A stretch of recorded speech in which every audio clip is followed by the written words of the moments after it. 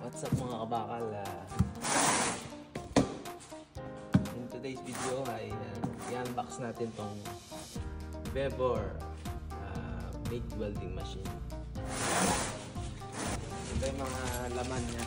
Ayan. Welding gun. Ganda ng trigger.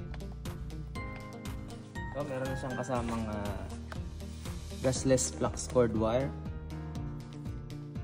Meron na rin siyang 4 na contact tip. Solder. Tayo mag-stick. Yes. Yung ground na 1.5 meters. Hose kapag mag-MIG welding tayo.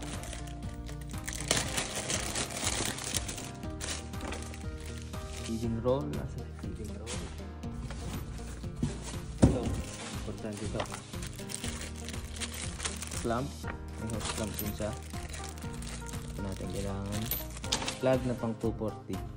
Ito naman kapag may 240 ka na saksakan. Ito kasi sa kanda 120 lang dito.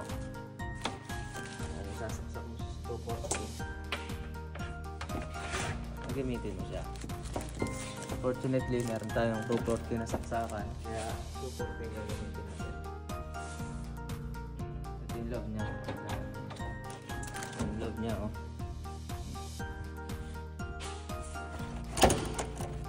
Ito nalagay yung pala. Wire. Okay. So, set up po natin yan.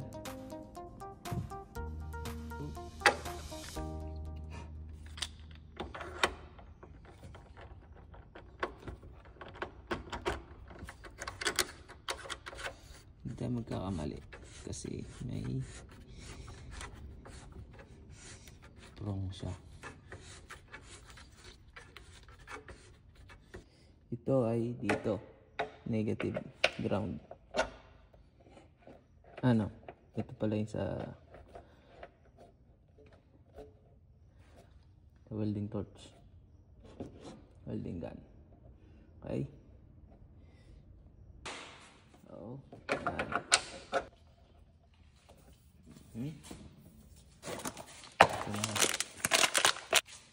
ito na yan, no? Ayan.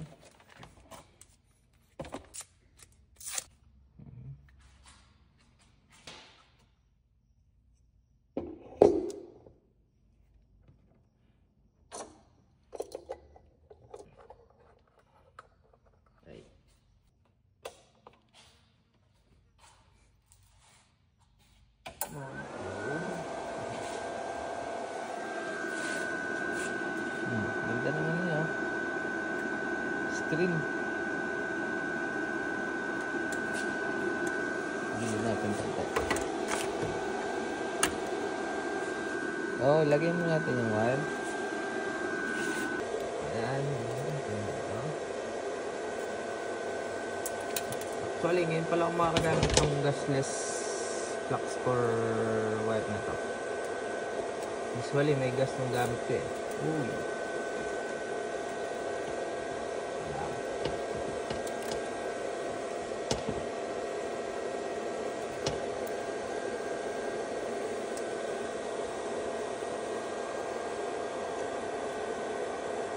Ayan, ingatan nyo. Ako, pag nakawala yan, ako, sayang naman yung MIG wire.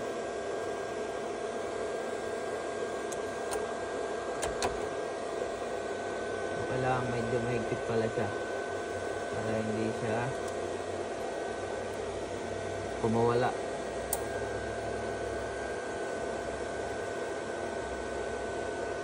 Ayan.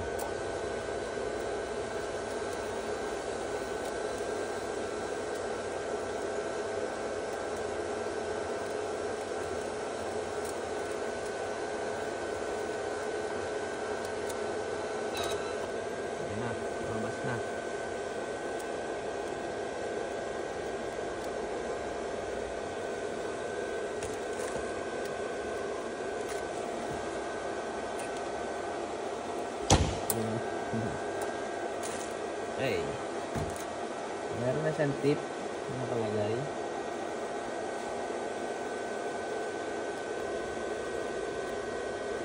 Actually ito, kahit wala na nito kasi gasless naman siya eh.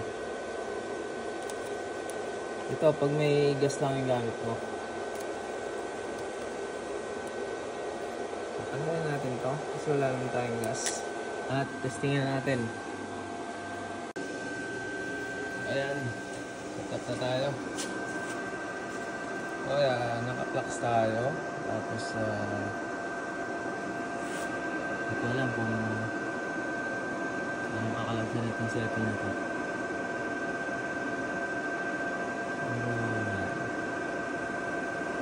Tumba lang.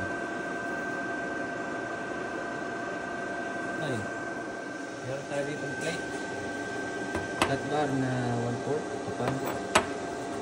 Patuloy natin lahat.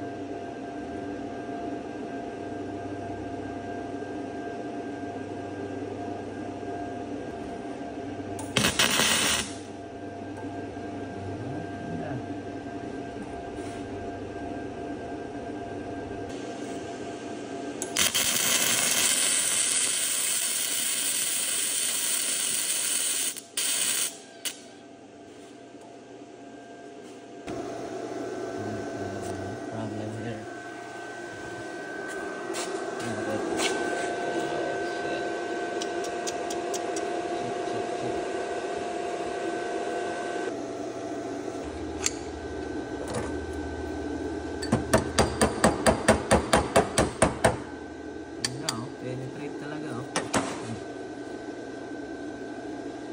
No? Hindi. Pero ayusin muna natin. 200 lang. Okay. Hindi na, mga 21 tayo eh.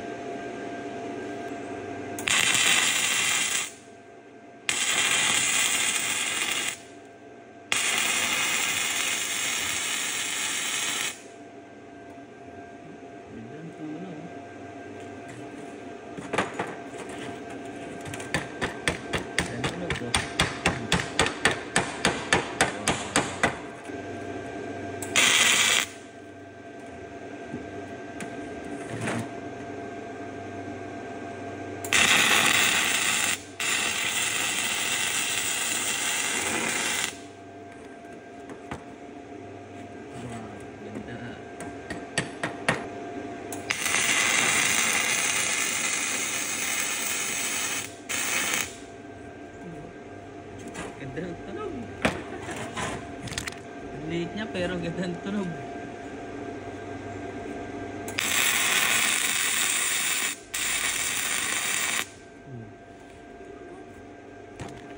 Welder.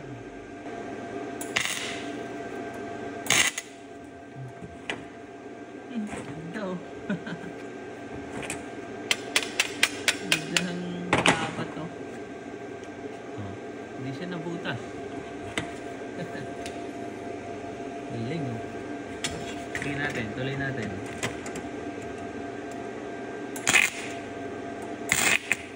Down.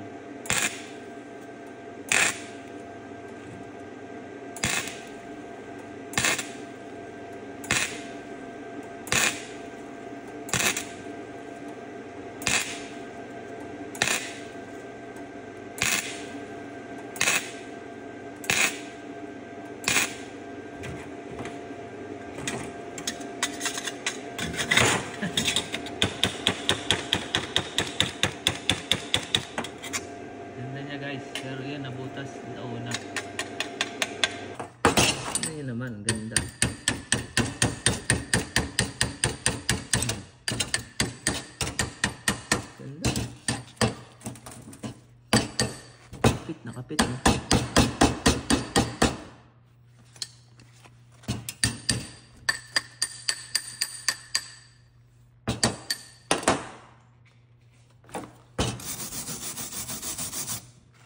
Ganda, oh.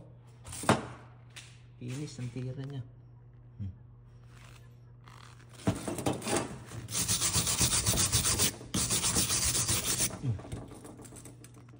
Wow.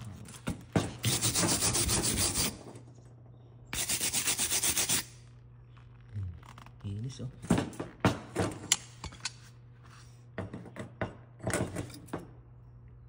Kinis.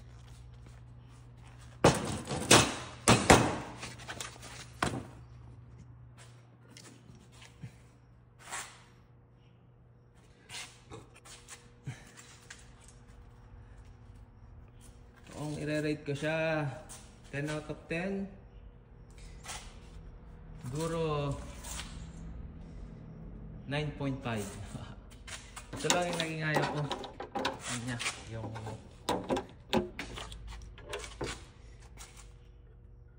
Yung suotan niya ng spool ng MIG wire.